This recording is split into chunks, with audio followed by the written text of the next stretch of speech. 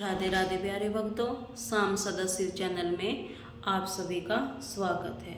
आज हम आपके लिए लेकर आए हैं कार्तिक महात्म्य का 12वां और 13वां अध्याय। श्री नारद जी ने कहा, अब जलंधर को अपनी खोज में आता देखकर इंद्र आदि देवता भयकंपित होकर वहां से भी भाग निकले।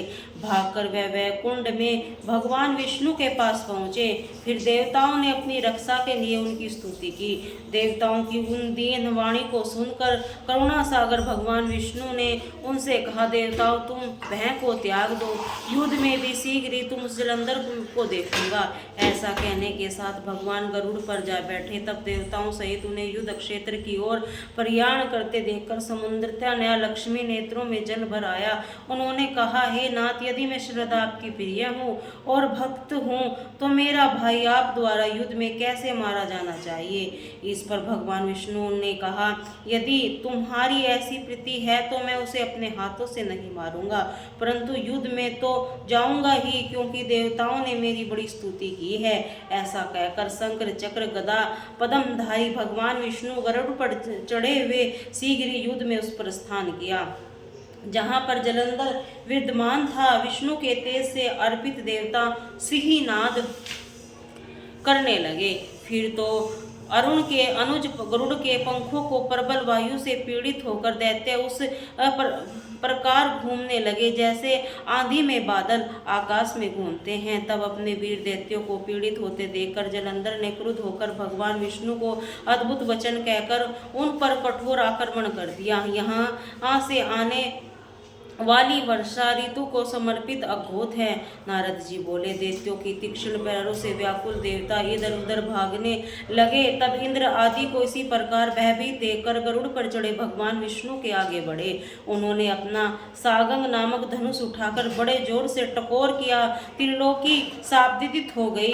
पल मात्र में ही विष्णु भगवान के हजारे दैत्य सिर काट गिराए। यह देखकर जलंधर ने क्रोध की सीमा न रही। फिर तो भगवान विष्णु और जलंधर का महान संग्राम हुआ। बाणों के आकाश भर गया। लोग आश्चर्य करने लगे। भगवान विष्णु अपने बाणों के वेग से उस दैत्य की ध्वजा, शस्त्र और धनुष बाण डाले। इस बाण से उनकी छाती में प्रहार किया, जिससे व्यवस्थित होकर अपनी प्रचंड गदा उठाकर गरुड़ के मस्तक पर दे मारी। गरुड़ पृथ्वी पर गिर पड़ा। साथ ही क्रोध से उस दैत्य के होठ काटे। भगवान विष्णु की छाती में एक तीक्ष्ण बाण मारा। उसके उत्तर में भगवान विष्णु ने अपनी गदा काट दी और अपने सारद धनुष पर बाण चढ़ाकर और उसको बींधना प्रारंभ किया। जलंधर भी उन पर अपने पहने बाण बरसाने लगा। उसी समय जलंधर ने भगवान विष्णु के कई पहने बाण मारकर विष्णु धनुष को काट दिया। धनुष कट जाने पर भगवान ने गदा ग्रहण कर ली और शीघ्र ही जलंधर को खींचकर मारी, परंतु वह अग्निवंत अमोद गदा बीमार से भी वह चलायमान न हुआ।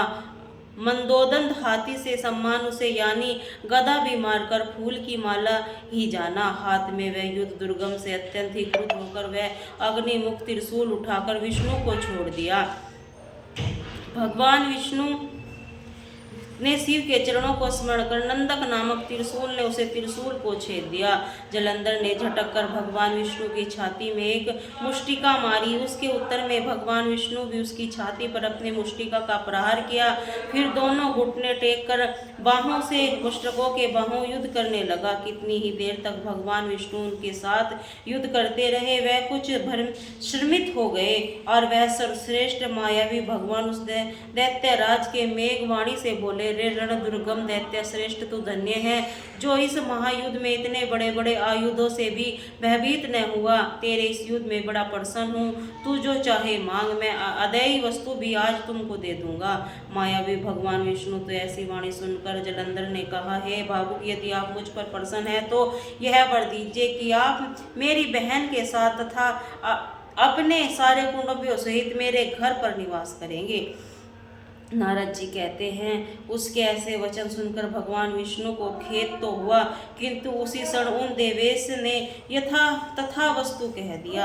अब भगवान विष्णु सब देवताओं के साथ जलंधपुरी में जाकर निवास करने लगे। जलंधर अपनी बहन लक्ष्मी और देवताओं सहित भगवान विष्णु को वहां पाकर बड़ा प्रसन्न हुआ। फिर तो देवताओं के पास जो रत्न इत्यादि थे उनके स्थानों पर दैत्यों को स्थापित कर जलंधर पृथ्वी पर आया। निशुंभ को पाताल में स्थापित कर दिया। देव दानव यक्ष गंधर्व सब सर्प राक्षस मनुष्य आदि सबको अपना वंशवर्ती बनाकर त्रिभुवन पर शासन करने लगा। उससे धर्मानुसार सुपुत्रों के समान प्रजा का पालन किया। उससे धर्म राज्य में सुख ही सुख थे। बोले राधे राधे।